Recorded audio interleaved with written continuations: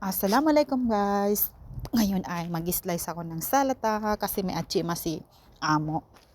May atsima si amo sa tiraha. So, yan. Yan ang mga anuhin ko. Yung mga kamatis, cucumber at yan, lemon. Slice natin yan.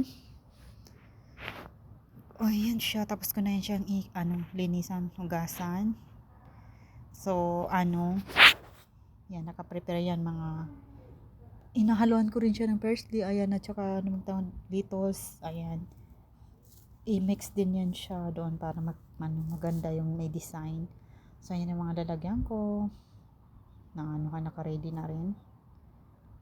At so, mag-start na ako ngayon. Unahin ko munang ilagay yung yan. Para mabilis ay ito ang ginagamit ko na pang slice sakyar. Pag marami masyadong kasi pag konti lang, ginaslice ko lang yan siya na yan. I-slice ko yan siya isa-isa. Pero pag marami talaga yan, dyan sa chopper. Yan, unahin ko muna yung i-chop yung mga ayan, yung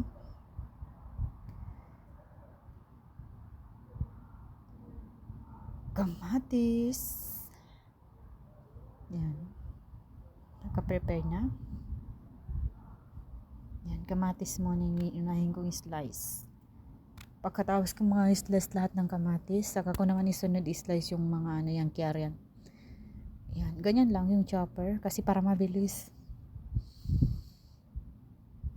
Maganda. Mayroon pang mabili na ganyan yung parang makina. Hindi rin yun makapagod. Maganda rin yun. Bilis. Pag nagmamadali ka yan. May slice talaga siya ng maliliit. Ayan na siya guys. So, diba? Nadikdik na siya. Ang liliit. Ayan yung mga kamatis na naman. Ay aking i-slice din. I-slice din siya ng maliliit. Doon sa chopper, hindi pwede yung kamatis kasi masisira. Kailangan talaga i-slice yan siya ng maliliit din. So, ayan na. Na-slice ko na yung kamatis. Imekos-mekos. Nahaluan. Ihalo-halo natin. Mekos-mekos lang. Mix.